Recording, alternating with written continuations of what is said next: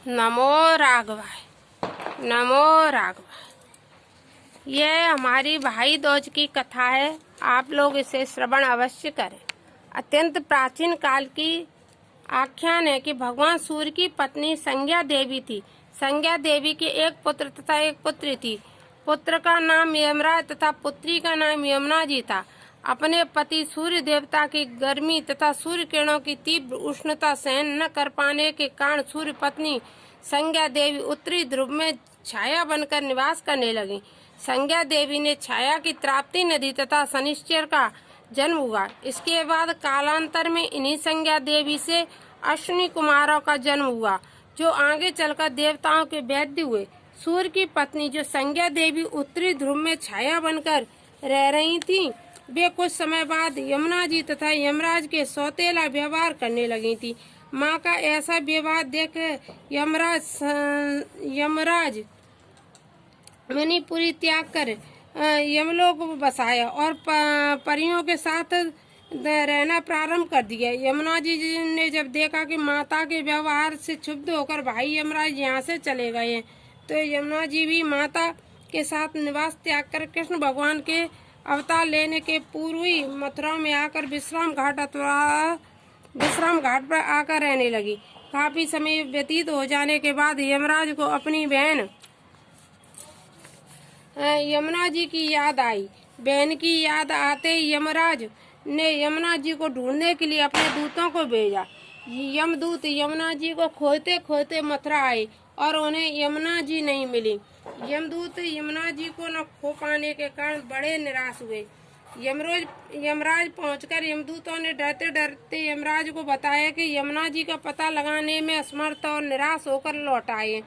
यमदूतों से यह समाचार जानकर स्वयं यमराज ही यमलोक से चलकर गोलोक मथुरा में पहुंचे और यमुना जी का पता लगाते लगाते विश्राम घाट पर जा पहुंचे।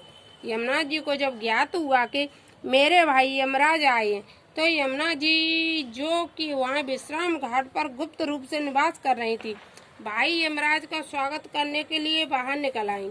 यमुना जी ने यमराज का बड़े प्रेम से स्वागत सत्कार किया, उन्हें अपने महल में ले जाकर भोजन कराया तथा विश्राम कराया। यमुना जी के प्रेम व्यवहार और आतिथ्य से प्रसन्न होकर यमराज बोले, बहन मैं बड़ा प्रसन्न हूँ, तुम जो चाहो सो वर मुझसे मांग लो। इस प्रकार यमुना जी ने कहा, भाई मेरी कोई कामना नहीं है, तुम मुझे कुछ नहीं चाहिए, मुझे तो कुछ भी नहीं चाहिए, फिर कहो मैं क्या करूं, क्या वर मांगू। इस पर यमराज बोले, नहीं बहन नहीं, आज तो तुम्हें मेरा मन रखने के लिए अवश्य वर मांगना होगा। इस पर यमुना जी बोली, हे भाई अगर आप मुझ पर प्रसन्नता से वर देना चाहते हो तो यह वर दीजिए कि आज के दिन जो भी नर नारी मेरे जल में स्नान करे वे यमलोक जाने से मुक्त हो जाएं, अर्थात उन्हें आपके लोक में न जाना पड़े। यमुना जी द्वारा ऐसा वरदान मांगने पर यमराज चिंता में पड़ गए। विचार करने लगे कि यदि मैंने अपनी बहन यमुना का मांगा हुआ वरदान उसे दे दिया तो यमलोक तो उजड़ जाएगा, सारे पापी एक दिन में स्नान से ही यमलोक जाने से बच जाएंगे। यमराज को चिंतित और विचार करता हुआ देखकर यमुना जी से युक्ति निकाली। वे यमराज से बोली, है भाई अगर तुम मेरा मांगा हुआ वर देने में हिचकिचा रहे हो तो यह वर दो कि आज के दिन जो भाई अपने घर भोजन न करके बहन के यहाँ भोजन करे तथा बहन के साथ इसी घाट में स्नान करे वह यमपुरी न जाए। यमुना जी की यह बात कहने पर यमराज बोले, मुझे स्वीकार है एवं मस्तु, अर्थात मैंने यह कह वर दिया कि इस दिन जो भाई बहन यहाँ आकर अथवा कहीं भी तुम्हारे जल में स्नान कर पूजन करेंगे, बहन के यहाँ भोजन करेंगे, वे यमलोक नहीं आएंगे, किंतु जो भाई बहन ऐसा नहीं करेंगे उन्हें स्वर्ग प्राप्त नहीं होगा और यम पास में बांधकर उन्हें यमलोक ले जाया जाएगा। हे यमुना जी आपकी कृपा से बहन भाइयों का जो कृपा यमराज ने की है उसके लिए आपको बारंबार नमस्कार है।